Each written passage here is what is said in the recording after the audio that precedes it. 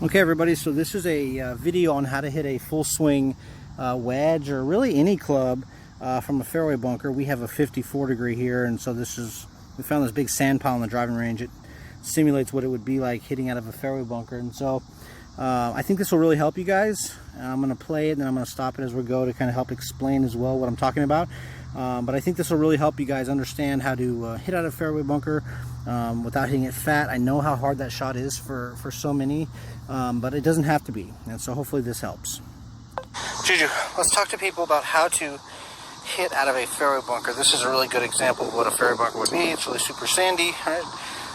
Equivalent to a normal fairway bunker. And so what you want to do is, everybody, first off, you want to choke down, okay? So show me your grip. Okay. All right, so it's super important that you choke down inch and a half. Juju's almost 1 3/4 here, and so we do that so we get a little bit more control of the club, but also because the worst thing you can do out of a fairway bunker is to hit it fat.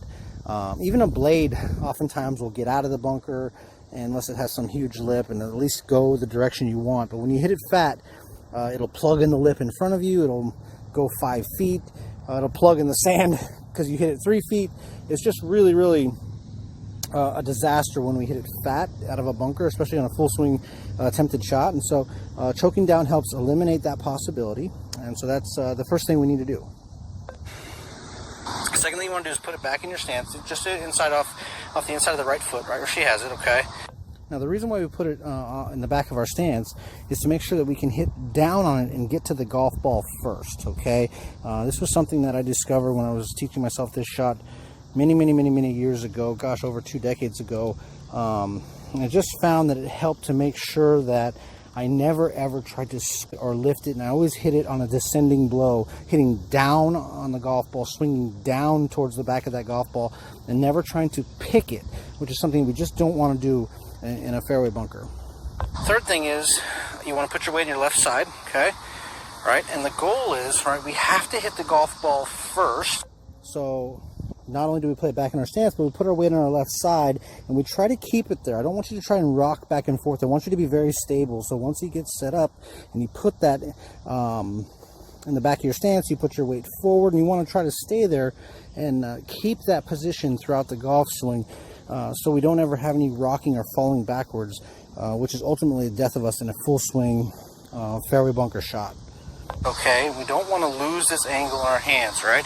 So many times amateurs get here, they try to lift it, they end up hitting behind the ball like that. Juju, back up and show a real slow motion kind of scoop, falling backwards and hitting 6 inches behind it. That's what happens. People try to help it get in the air. So again, this just goes into the theme of the shot. Everything we're trying to do, right, we just don't ever want to feel like we're trying to help it dip this right shoulder, dip our right side, try to lift it out of the sand, right? Unless we have an extreme uphill lie, but that's not what we're talking about. We're talking about normal full swing attempts out of a fairway bunker, right? We don't want to try to help it and scoop it and lift it, fall backwards, any of those things, because ultimately that's going to make us hit behind the golf ball, hit the sand first, and the ball is just not going to go anywhere. And if you hit behind the ball in the sand, all that's going to happen is you're going to hit it crazy fat, and it's going to go like where this ball is here, right? So the key, Juju, is good level right side. Okay, hang on. All right. So what I mean by a level right side is that I just want the right shoulder, right hip, right knee to just turn and rotate through the shot without any sort of dip in it, just like we're talking about. Real good level right side. You want to be firm through it, right, and hit it down on it while we hit the golf ball first, and keep that angle going through. Don't try to help it. All right. So you can see she did that perfectly. This was a knockdown. She was just trying to show the motion, which is beautiful. You can see she still got her weight in her left foot. She's still tilted essentially towards her left side. There was no tilt falling backwards, no helping attempt trying to scoop it. Now we're going to swing a full swing, a little bit more power. It's going to go a little higher, and that ball is going to have tremendous spin. And you're going to see, once you learn how to do this shot, it's going to take like a big 10 or 12 foot skip forward normally, and then it's going to just literally stop and almost spin in place, because it has so much rotation when you do this correctly. So the ball is going to come out lower than normal, but it's going to have tremendous spin, right? So this time, Juju, same thing, but instead of that knockdown version, go ahead and have a big full finish with that same exact impact. Good right side, ball first. Now that ball went 18 feet higher, and what that's going to do is it's going to land, take and spin in its own like mark. Okay, so let's look at that again now. Let's rewind that back, okay? Let's see what that looks like. Let's see how well she executed everything we were trying to do, okay? She's got her weight in her left side. Firm, she's choked down. No tilt in the right side. Hitting down on the golf ball, hitting the ball first, then the sand. Maintaining the angle in her right hand, not trying to help it. Turning the right side through without any sort of hold back or dip.